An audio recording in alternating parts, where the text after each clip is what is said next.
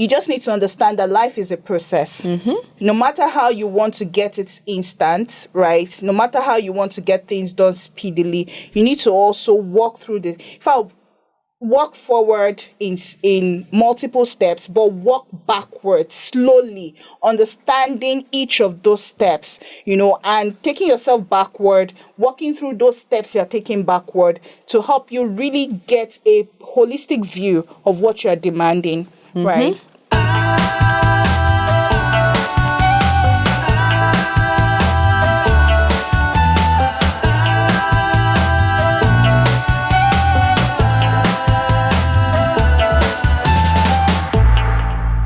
Hi everyone, welcome once again to another interesting episode. We are back again like we never left. Yeah. Welcome to your best employment podcast in the world. That's right. Where we talk about everything employment, the fact, the myth, and everything in between. Yes, girl. My name is Aisha. And I'm Mide. We are definitely your favorite HR professionals. So welcome to our episode for today. Welcome. So Mide, what we're talking about today is quite interesting. It's something that is, I won't say I'm passionate about it, but let's start with asking you, like, what's your thoughts about like workplace and generations in the workplace? Like, there are different people that work in the workplace. There are different generations that work in the workplace. You have different kind of generations. What's your thoughts? Do you have do you have like something like think about like this kind of generation? Like, I'm giving them side eye, or this one's like they are easier to work with. Well, I believe that each generation comes with their beauty, right? Fact. They come with the peculiarities of their, how will I put it now, with their generation that actually that spices up the workspace. Yeah. Right? Because, of course, diversity is the spice of life. Of course. I would say that there is no one generation that does not have a downside, right? But I know that there are some downsides peculiar to certain generations. Yeah. But I would say that my general view about all of the generations is that they all have their pros and they have their cons. And each of those things outweigh each other, right? The pros for a Gen X could actually outweigh, the cons of a Gen Z, right? So there's a balance if you have all your generations in a workspace. You're very correct. You're very right. I like where your mind is. You're very right. Like you said, every generation has what's peculiar to them. All of them have like pros and cons. And if you have not guessed it by now, we're going to be talking about the rise of Gen Zs in the workplace. I mean, Gen Zs have Yummy. I know, right? I can feel the extra. Like, I know that Gen Zs have like a bad rep kind of in the workplace. Absolutely. And we are just here to come and tell you like, what is it like? What is that bad? Like, to talk about like why is it bad? Why do people have this notion of like, they are this, they are that? Is it really true? Or people just saying a lot of things? So that's what we're going to be talking about today. Before we start, I think it is best for us to reflect on how our week was, right? I'd like to ask you, Seth, how was your week? Let's start from there. My week, like for the past like a month now, my weeks have been very, very hectic. Oh, wow. For this last week, I think I had a lot to do at work, work-related issues. Then also like personal things, like family-related issues that I had to solve for. So I did a lot of like moving around. I had a lot of meetings. Like, I think this week I had like, if I'm not exaggerating, I'm not even lying, I'm not even capping. Like I had like 15 meetings this week. Like, because I'm onboarding a new member of my team, and the person is leading a team. There's a lot of like meeting with having like one-on-ones with the team members. So I'm having to join the meeting to just do the introduction, like make the two of them comfortable. So I've joined a lot of meetings this week. So I think you even called me during the. I was like, okay, I'm well today. I'm well. Like, I can't talk again today. Like, I've already reached my quota of talking. Yeah. So my week was very hectic. I'm not even going to lie. How was yours? Well, I would say it's not short of what you just said, right? Mine was also hectic. I mean, I had to deal with a pressure from an employee talking about how disgruntled she was, given the exits experience she had right after resigning, and she was expecting a farewell party, right? And trust me, it was a Gen Z, and this is not to call out Gen Z people, but we just start. Like, this person was actually a Gen Z, and I'm not trying to shade any Gen Z here, but I guess because of her mentality around workspaces, I think she was just overdoing it. Like, she literally shunned my boss. Because my boss was like, oh, sorry about your experience. Can I do a private call with you? And she said, there's no need for that. So far, I'm heard. Or whatever message I pushed out was heard. That was what I was going for. That was my aim of sending the message. And she sent a stinker. Like, I would say personally, I was pissed because I just felt this person. It was as if when she was leaving, she intentionally switched bomb bridges. Aside from that, she was not reachable. The scheduled call, she was not on it. You know, there was supposed to be like an exit chat and all of it. So why was she pissed? But that's by the way. I had couple of meetings because at my place of work right now, we're wrapping up for the year. It's the end of our financial year, and so we're discussing people's future in the firm. We're discussing their performances, where they are, where they ought to be, you know, promotions and the likes of it. So it's been me being totally focused on a lot, right? Coupled with the fact that, you know, I also have to take care of myself. Of course. You know, it's not easy living in Lagos. Lagos can be a very hectic place to be. That's a conversation for another day. I know, right? So, but definitely, it's good to know, right? It's good to know that you were able to scale through your week. We made it. Yes, we did. We're alive. So I think the conversation that you said about the exits with the Gen Z, that would be like our propelling factor into our conversation today. Before we go further, why have you not subscribed to our channel? Good question. Because I don't even understand it. I know. See, let me mimic Family Feud, because on that platform, when you say something nice, they would kudos you by saying good answer. Good answer. So this is actually a good question. So please subscribe, comment, share our videos, like our videos, interact with us, ask us questions. Want to hear from you, and also follow us on our social media platforms. We just we are trying to build like this community where you can tell us what's bothering you. We can give you advice, safe space, and we just have our own little community where we can talk freely and interact freely. So please be sure to subscribe and like and share. So let's get right into it. We know you like this platform, so do that. Okay, so today we're going to be talking in like segments. Like, we're going to be taking it one step at a time. So the first thing that we're going to be talking about is to define what Gen Z is. Like, what really is Gen Z? Who are the Gen Zs? Who are the Gen Zers? Because some people are there claiming to be Gen Zs. My dear, you are not. Yeah. You were born in 1994. You are not a Gen Z. So, according to Google, not me. So, a Gen Zer is someone that was born between the year 1997 to 2012. Yeah. So they are the digital kids. They were born in the time of like smartphones, computers. So that's who a Gen Z is. And apart from like them just tying it back to the workplace, there's a study that says that by 2030, Gen Zs would be in the position, they would take over 50% or like 30% of the people in the workspace. So it's now is the Gen Z world in the workplace. Like, they are rising up, they are going up. So that's where we are at. So that's what a Gen Z is. So what do you have? Do you have any comments on that? Yes. I don't think the case is the rise of Gen Zs anymore, because they are here. They are already in the workspace. I'm telling you, when some companies, most companies now have probably started doing their graduate trainee entries. And of course, the people that joined pre-post this year, pre-post this month, or will be joining post this month are definitely people that would fall under that wing of Gen Zs.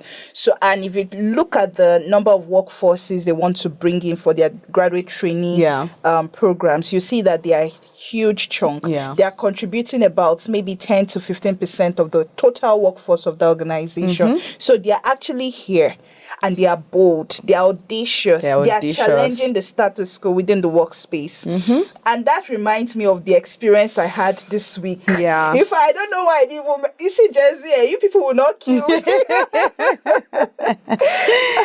So, not to sound controversial, but this week I had to challenge a Gen Z, right? Being a millennial, I had to challenge a late millennial, actually. I was almost a Gen Z. Calm down. But really, I didn't say anything. Your side eye is giving me some guilty trips right now. So, but I challenged the Gen Z for coming to the office late, and her countenance was not as though it should be a big deal, because the question or the interaction was more like, when you got into the I mean, are you aware that there's a handbook? She said, since I joined the company, I didn't know where the handbook was, so I never cared to ask. I mean, it was the way she was so bold to say it. Who born me well? I joined an organization, and then they're asking me, do you know where you the already be shaking employee your handbook is? That's like the number one material that you get to, even if they don't hand it over to you, ask for it. Like, we were developed to do the right thing, to go above and beyond. I feel like what's going on. Gen Zs, they don't really care about saving face or like trying to make you feel comfortable.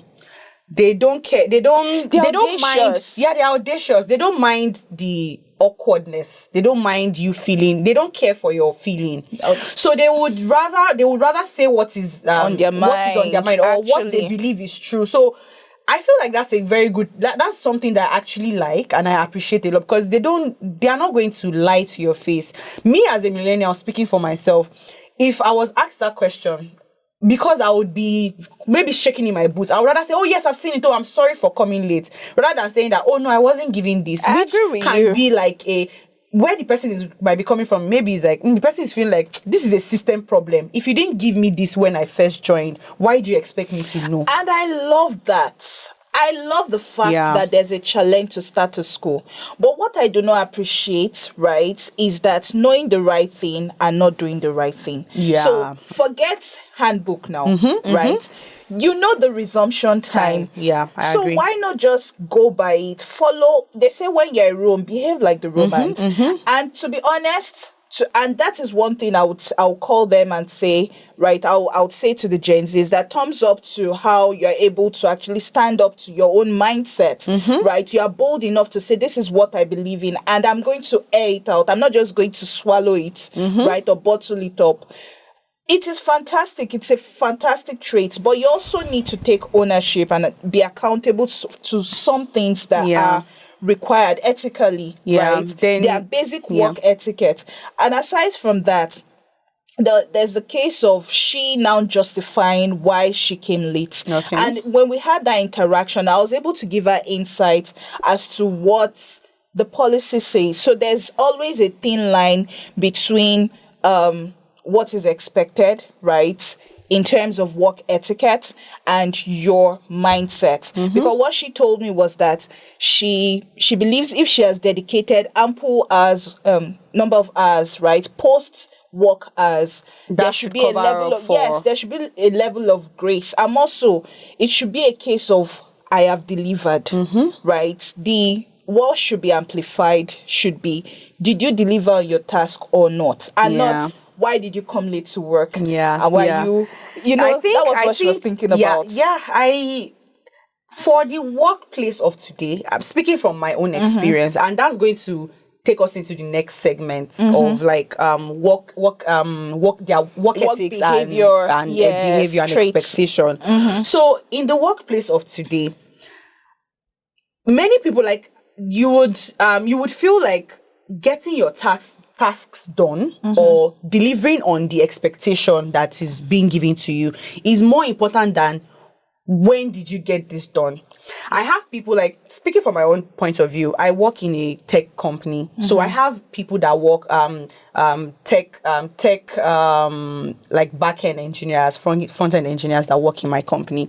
They would rather, like, my back-end, my tech lead would tell me that he prefers to work in the midnight rather than work during the day. So I wouldn't say we have like a resumption time, like you should be available, and maybe because we work remotely, so it's not as if I'm going to come to your office or something, but you should be available and be reachable between the hours of like 9 a.m. to like 4 p.m. or like 5 p.m. That's an unspoken rule. That's even a spoken rule. Everybody knows that. Worldwide, but he would rather tell you that I prefer to work during the midnight. So maybe you're trying to reach him around like 9 and he's not reachable.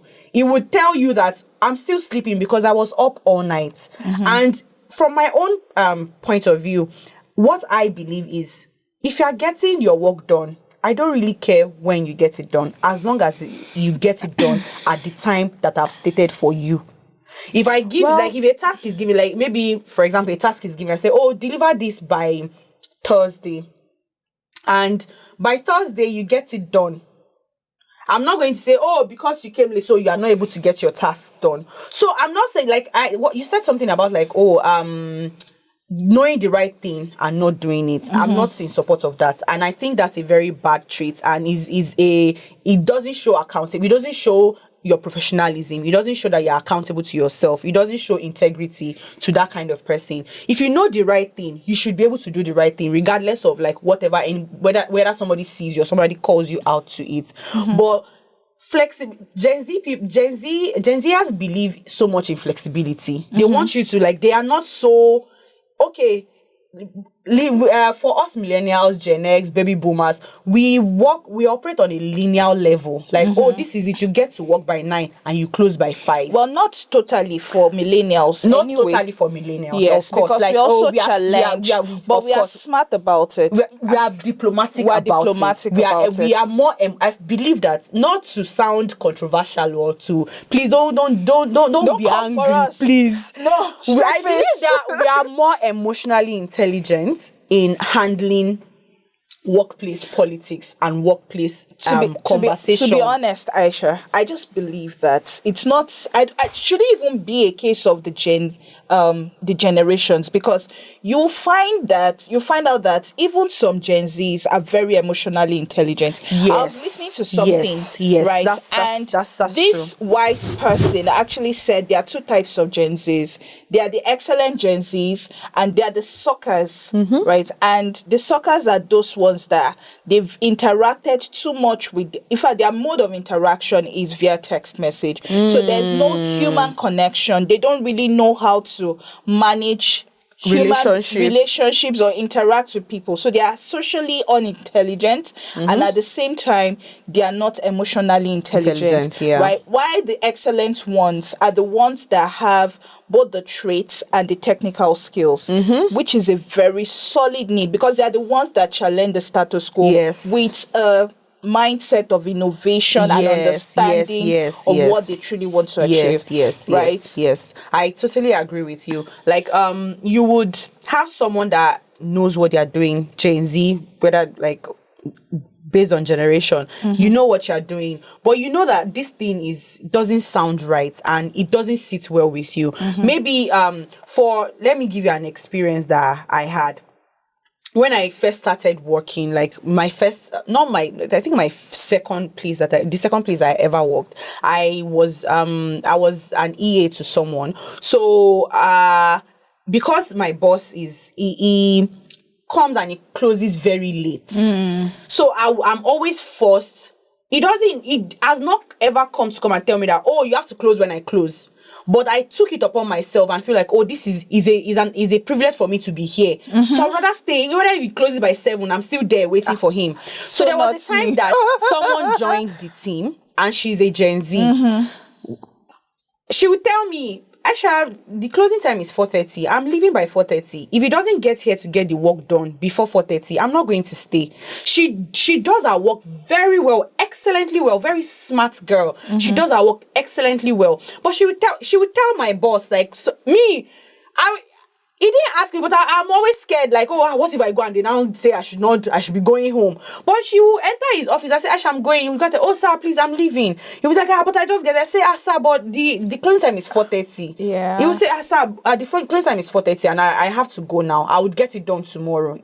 Like straight up, no faffing, nothing. And the man never said anything. That's what I'm trying to say. He never did anything. Even me that I'm bending over backwards, trying to kill myself for it. He still like he still treated us the same way. There was really nothing special that I got from it, and that really helped like to not really shift my mindset, but it taught me it taught me something like do what works for you, because it worked for her, and it's not as if she doesn't do her work well, but she won't, because that boss. Is it about the Gen Z? Is it about the Gen Z factor? Because there could be another Gen Z that would also do that. I have Gen Zs in my place of employment, right? That do extra, even when they're having CSD, they are attending to work activities, like they are bending backwards every time on Saturdays, and even if we don't try to. We respect people's time at my place of work, right? But you see them that they still want to ensure that they are tidying up their table. You see them sending mails. And it just makes me think that some persons do not mind. I think it has to do with personal traits as well. Or personal orientation. And upbringing. What you've experienced as a function of your environment is also matters. But it's just most often than not, Gen Zs are very audacious, like we've always said. So it's always very common, especially in the workplace, for them to be the one to challenge the status quo. Millennials too, like, we try to like say, oh no, this is not right, but more often than not, they are the ones that like say, no, this is not right, I'm not going to do this, whether you like it or not. Gen Zs and I think that should also take us to the next segment of the conversation, which is talking about like Gen Z versus the traditional culture, the traditional work culture.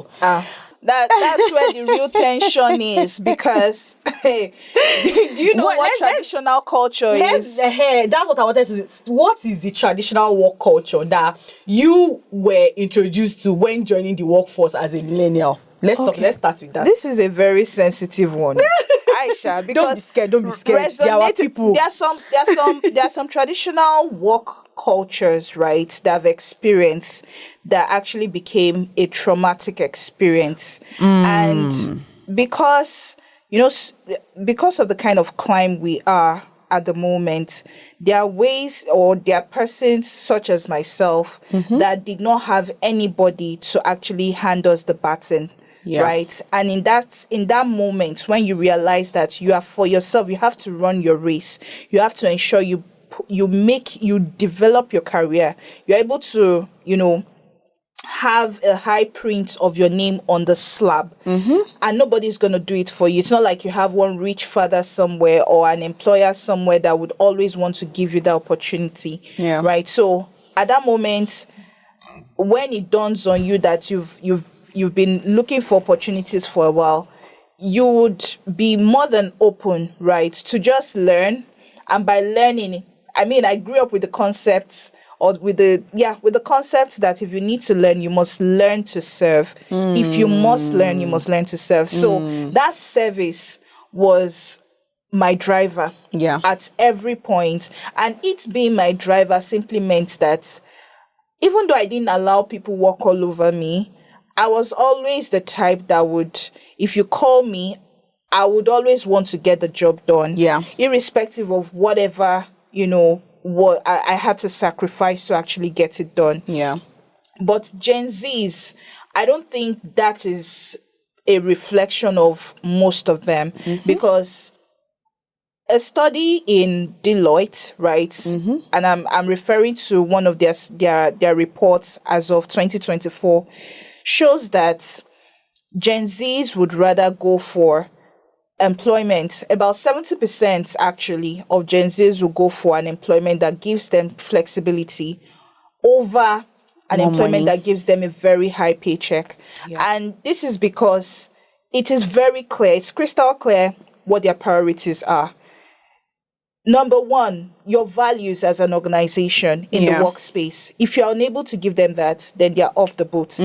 Number two, you have to give them that flexibility. And flexibility is not just about, handing them the opportunity to do multiple jobs on the side, but giving them the opportunity to be as creative and as innovative as they want to be. Just give them that, make the world their... How do they say, their oyster, right? Just allow them to demonstrate their creativity. And the third, the last but not the least, right, is how they are able to experience transparency within the workspace. If they are unable to get those three, trust me, they are not going to sit. And another thing I even heard, right, or another study showed that in a workspace, about 70%, that same number, right? Another study showed that 70% of Gen Zs would not speak to you. They'd rather shy away from conversations that would require process building. Yes, small talks. They would get straight to the point. When are you going to increase my salary? Right? Rather than helping you to understand, okay, or what's in the ground. Months, the business is going to grow into this.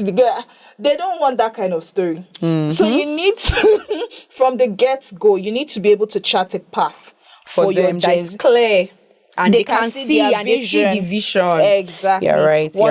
Once they're able to get that, then I think they can be more loyal, right? And I believe those ones that are loyal, they give their 100%. And because they shy away from those conversations, back to the reports, I deviate. back to the report, because 70% of them would not want to have those tough conversations. It simply means that they would just quit, silent and look quitting. for another one. Be quiet quitting. And once they quit, they are quitting with no emotional attachments. They are just letting you know they've gotten another opportunity. It was a pleasure working with the business. Take, for instance, what I mentioned earlier, right? The lady, she gave notice quite all right, but she literally almost killed us as the HR. If that message she wrote was a dagger, I would be with my Heavenly Father by now, because nothing will resuscitate me from that. It was a very terrible experience. She copied my bosses, and it was a case of my boss stepping in to say, Olamide, explain yourself, like what happened. And I'm like, this person is grievous because she wanted a Sanford party. English. But yeah, that's my take on it. Yeah, I think that's very interesting, actually. For me, when it comes to like traditional work culture, especially coming from me, like my own generation, millennial, and from my own experience, we had this notion of we got into the workplace with this notion of gratitude. I don't know, maybe because it wasn't when we were still growing up, trying to get jobs, it wasn't so easy. Now, I feel like that time, it wasn't so easy to get a job. So whenever you get a job, it was like, oh my God, I made it out of 1 million people. And we had this chart set out for us, like for the older generation, like Gen X, baby boomers and all. Go to school, finish school, get a job, get money, get your pension in order, get married, have children, step by step or more. But in the generation of today, many people in generation of today, not even Gen Zs, like even millennials, there are people that will tell you that no, they don't follow that linear path.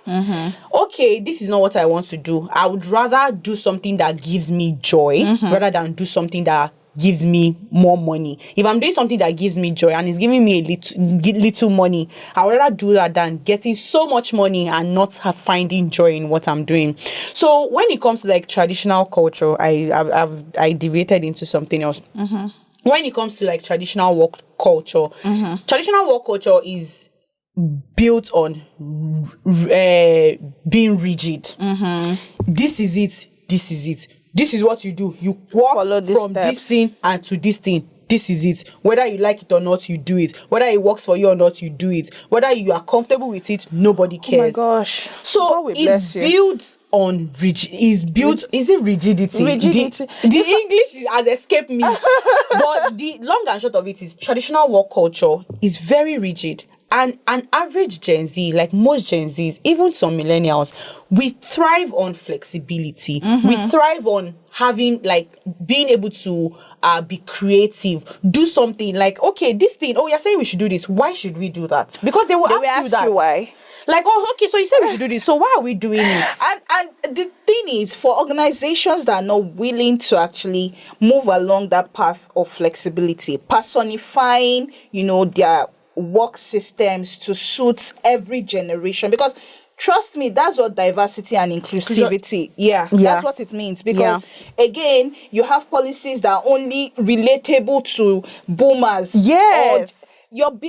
It typically means that your business would never be sustainable. You would not have a future. Sorry to say, but that's the truth. That's just the fact. It's not. There's no need to like sugarcoat it. That's the fact. If you are not able to be flexible or move with the time, you will just realize that you are losing people, because they will keep dropping off like dead flies, because they are not going to stay. Because if it doesn't work for them, this generation of today, they don't really care about like Aisha, I don't want to leave because I feel bad for them. Who cares? I think our viewers are anxious enough because we've told them what Gen Zs can do to them. I think it would be best for us to move on to the next segment. Okay, that will advise them on how best to manage the Gen Zs. Yes. So that's a very, very dicey topic. It's not really dicey. It's actually very easy. A lot of people just feel like, some Gen Zs are not easy to work with. They are difficult to work with. But in all honesty, you mentioned some things earlier, and I feel like those should be the guiding point for working with with the newer generation, even Gen Alphas, some Gen Alphas now are now going into the workspace. They have started working. So have like a good experience like with this new generation. You have to, number one, you mentioned, let them have like a clear path of growth. Yeah, it's very important because they want to see that, okay, I'm coming here now in the next 6 months, in the next 1 year. Where am I going to be here? Am I just doing things just to get things done? It doesn't give them fulfillment. And they work because they want to be fulfilled. They work because they want to enjoy what they are doing. So make sure that they have a clear path into that speaks into their own plan or their own trajectory, their career trajectory for themselves. Because you as an organization can have like a growth path that is generic for everybody, but it might not speak to them because it doesn't speak to what they are looking for. So engage them, ask questions. Oh, where do you see yourself in 5 years? This road that you're currently in, where do you think it can take you to? What would you like to see yourself grow into from this role in the next 2 years, in the next 1 year? Let them tell you, and you chart that for them, and you bring them in and let them be a part of that decision making. It helps them to be more it helps them buy into that dream. Like, okay, this person really cares about me. They really care about my future. Let's do it this way. Okay, you bring them in like, let's talk. You see yourself here. You see yourself here. What do we need to get that? You need to take this course. You need to take this courses. The company is going to support you in this way. The company is going to support you in that way. They would be loyal to you, and that's just the honest truth. Then the next part is flexibility. The new generation now, they thrive on creativity. They would rather work smart rather than working hard. Their creative, it doesn't run dry. And it's a good thing for you as an organization because it helps you to move with the time. It helps you to move into the future. So let them be creative. Ask them, like, don't the work culture of before is like, it's just the directors that make the decision. It's just the GMs or it's just the managers, it's just the CEO that makes the decision. Ask them their own opinion as well. You might be surprised what they would come up with. So that flexibility of letting them own their role is very important. Give them that free will, like, okay, this is your role, own it. How do you think you can make, this is the goal that I have for you. this is the goal I have for you. What do you think you can do to achieve this goal? Give them that flexibility. I agree. And also, as an organization, you have to have a mindset of outcome. Yeah. Rather than like, oh, what you can see somebody doing. That's why you'll be deceived. Because a lot of people that in the generation before, when we're going to the office, there are people that go to the office from Monday to Friday and do absolutely nothing. And that's just the fact. So when you have a clear goal for people, it's easy for you to measure it. So have like a clear goal as a company. If you don't have goal, how do you expect people that you're working with to have to buy into your dream? So as an organization, you should have clear goals that you know, okay, this is what we are trying to achieve. This is what we want to do. Break them down and let it be something that is measurable, that they can see impact of like what they are doing. Then one last, so that I will not say everything. And the last thing is, generation of today, they want to see their impact. They want to feel their impact. They want to see that the work they are doing is actually moving the needle. So you need to carry them along, which speaks to the transparency that you said. You need to carry them along. How is the business doing? It could even be like a message at the end of a quarter. Oh, this is what we did this quarter. This is what we did. So everybody sees that, okay, the work that I'm doing, this is how it's moving the needle forward. So being transparent like that, openly communicating, being open to communication and receiving, taking feedback from them will allow them to also receive your feedback well. But imagine if you're an organization that is not open to employees' feedback and you want them to take feedback from you. No, it doesn't work that way. It will be very difficult. I think for me, to just be three things, and I think I mentioned it before, right? The first thing is giving them purpose. If you cannot help them to find purpose at your organization, then you've lost them. The second thing is having to ensure that you have the values required. And by value, I mean both the transparency, both the flexibility, all encompassing, right? Have that embedded in your work operations, in how you relate to your team. Have a culture that, you can always tweak to suit every generation, even if, Gen Zs become the boomers of the future, right? Because of course they will grow into, certain generations, and then there'll be newer generations. So, but have a particular culture that matches every single generation that walks into your workspace, right? And then the last but not the least, of course, has to do with transparency. And I think we cannot overflog that. Yeah. You have to be open. Come on, I remember when I was speaking with this Gen Z, and she was bold enough to ask me, and I had to think to myself that truly, if we're expecting you to resume by 8 o'clock, we should also extend the same expectation when it's close of business. Facts. Right? And she's, at that she's point, right. my thinking was frozen. But I just had to tell her that, you know what, we understand all these exigencies, right? But I don't think there's any human being in their right senses that would not give you that breaker after a long stretched activity, right? They would always understand. And I think that was how I was able to, manage that, because just imagine me that I know that we are working. Sometimes clients might demand, long projects or very high demanding projects from you, and so it means most people tend to bend backwards, so I totally agree with what my co-host has said, what Aisha said, and what she said really speaks to the dynamics of work that we have today, because people are not open to changing a few things. Change is inevitable, and Gen Zs are the people that will give it to you. Yes. So try to encourage them more. Yes. And I think that brings us to the last part that talks about the future of work. When you have Gen Zs in your workspace, how would the future look like? Right? Just take a mental note of the few things we're going to say today, because definitely some workspaces would not have a Gen Z operating in their system in the next few years. And that's the reality, because they are not open to change. They are not open to our advice. They are not even commenting on our comment, on our conversation. They are not doing anything that has to do with, evolving. And so I can assure you that in the next couple of years, your business will be down. Yes. Like it will be swept under the drain. It will not speak to the newer generation. Exactly. Because they are not there to give you, because they are not there to give you like, oh, this is what the newer generation wants to see. So it's the future of what, if you don't conform, like not really conform, but if you are not willing to be flexible or just make these little changes that welcomes or encourages this newer generation to stay in your workplace, you are doing yourself more disservice you are doing yourself more harm than good. Because the baby boomers of today, the Gen X of today, the millennials of today would eventually leave the workspace. You can only work in Nigeria, for example, you can only work for 60 years.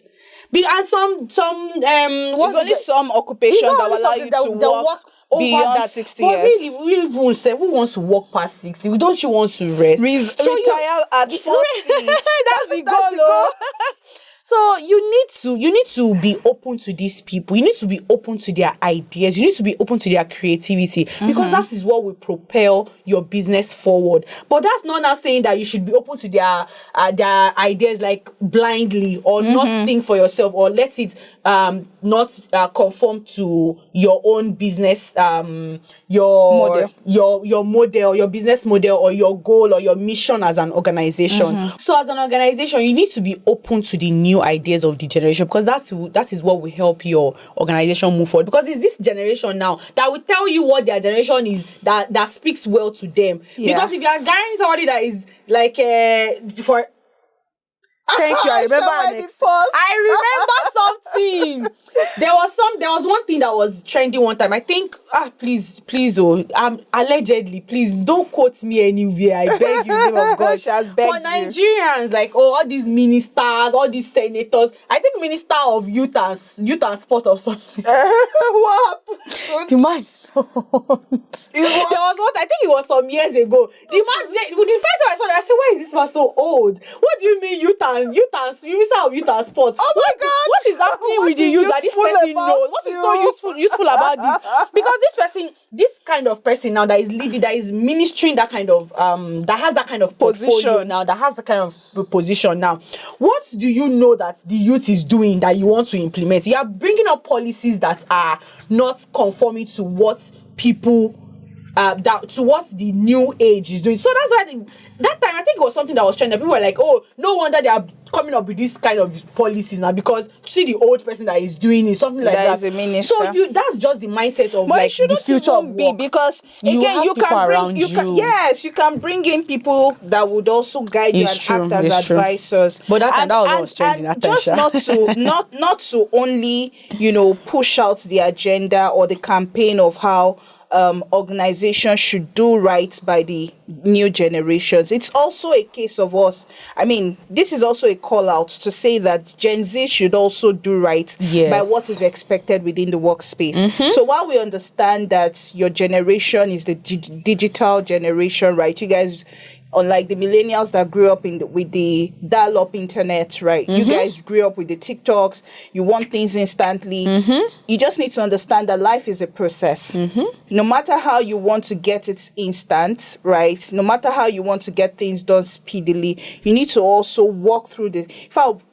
Walk forward in multiple steps, but walk backwards slowly, understanding each of those steps, and taking yourself backward, walking through those steps you're taking backward to help you really get a holistic view of what you're demanding, right?